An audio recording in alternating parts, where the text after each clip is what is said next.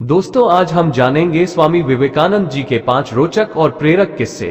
स्वामी विवेकानंद का जन्म 12 जनवरी सन 1863 को कोलकाता में हुआ। उनका घर का नाम नरेंद्र दत्त था। उन्होंने देश और विदेश में वेदांत और सच्चे मार्ग का प्रसार किया।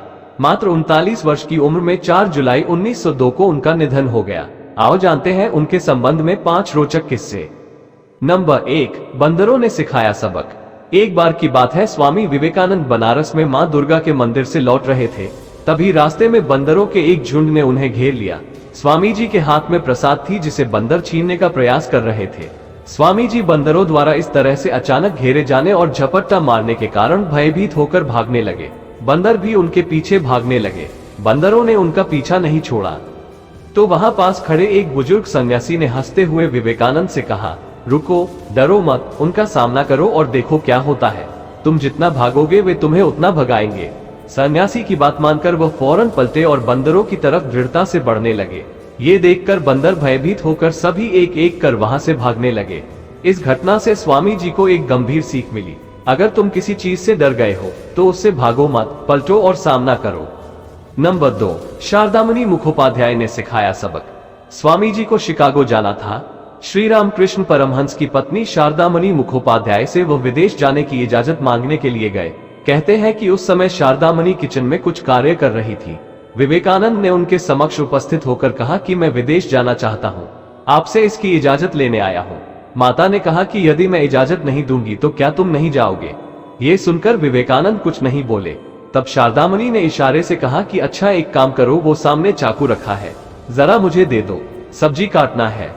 विवेकानंद ने चाकू उठाया और उन्हें दे दिया। तभी माता ने कहा कि तुमने मेरा ये काम किया है, इसलिए तुम विदेश जा सकते हो। विवेकानंद को कुछ समझ में नहीं आया। तब माता ने कहा कि यदि तुम चाकू को उसकी नोक के बजाय मुंह से उठाकर देते तो मुझे अच्छा नहीं लगता, लेकिन तुमने उसकी नोक पकड़ी और फिर मुझे दिया। मैं समझती हूँ कि तुम मन, वचन और कर्म से किसी का बुरा नहीं करोगे, इसलिए तुम जा सकते हो। नंबर 3, दूसरों को दी सीख। एक बार एक युवक स्वामी विवेकानंद के पास आया और कहने लगा कि वेदांत के बारे में समझ गया हूँ, लेकिन इस देश में माँ को इतना पूजनीय क्यों माना जाता है, यह आज तक समझ में नहीं आया। इस पर स्वामी जी हंस दिए और कहने लगे कि एक काम करो, इसका जवाब मैं तुम्हें 24 घंटे के बाद दूंगा, लेकिन मेरी शर्त यह है कि एक 5 किलो का पत्थर आपके अपने पेट पर तब तक के लिए बांध कर रखना होगा।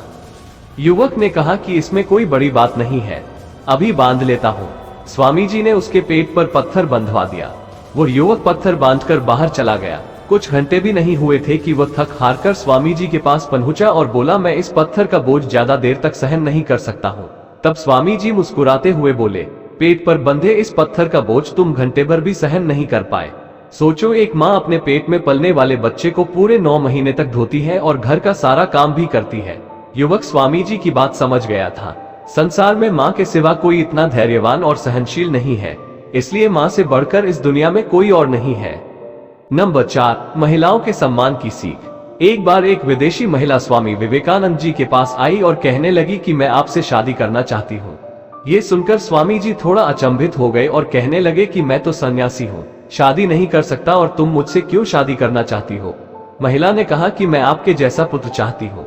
इस पर स्वामी जी ने तपाक से उस विदेशी महिला से विनम्रता पूर्वक कहा कि ठीक है, आज से आपका मैं पुत्र हूँ और आप मेरी माँ। अब आपको मेरे जैसा ही एक बेटा मिल गया। इतना सुनते ही महिला स्वामी जी के पैरों में गिर गई और क्षमा मांगने लगी। स्वामी जी कहते थे कि एक सच्चा पुरुष वह है जो हर महिला के लिए अपने अंदर मातृत्व की भावना को जगाए और महिलाओं का सम्मान करे। नंबर 5, एक वेश्या से मिली स्वामी जी को सीख। जयपुरा के राजा श्री रामकृष्ण परमहंस स्वामी विवेकानंद को बहुत मानते थे। एक बार स्वामी विवेकानंद उनके यहाँ पधारे तो राजा ने उनके स्वागत के लिए भव्य आयोजन किया, साथ ही वेश्याओं को भी बुलाया। वेश्याओं को बुलाते वक्त राजा को यह ध्यान नहीं रहा कि मैं जिसके स्वागत के लिए इन्हें बुला रहा हूँ वह तो सन्यासी है। राजा ये सोच नहीं पाया कि वेश्याओं के जरिए एक सन्यासी का स्वागत करना ठीक नहीं है। जब स्वामी विवेकानंद दरबार में पधारे तो वह वेश्याओं को देखकर भयभीत होकर एक कमरे में चले गए और अपना कमरा अंदर से बंद कर लिया। कहते हैं कि विवेकानंद उस वक्त अपरिपक्व थे, वे अभी पूरे सन्यासी नहीं बने थे। वह अपनी कामवासना और हर चीज दबा रहे थे। जब महाराजा को अपनी गलती का एहसास हुआ तो उन्होंने विवेकानंद से माफी मांगी और कहा कि उन्होंने वेश्या को इसके पैसे दे दिए हैं और वह देश की सबसे बड़ी वेश्या है। यदि इस वेश्या को ऐसे चले जाने को कहेंगे तो उनका अपमान होगा। आप कृपा करके बाहर आए। विवेकानंद कमरे से बाहर आने में डर रहे थे।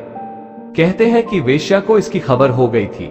इसके चलते इतने में वेश्या ने गीत गाना शुरू किया, जो एक सन्यासी भाव का गीत था। गीत का अर्थ था, मुझे मालूम है कि मैं तुम्हारे योग्य नहीं, तो भी तुम तो जरा ज्यादा करुणामय हो सकते थे।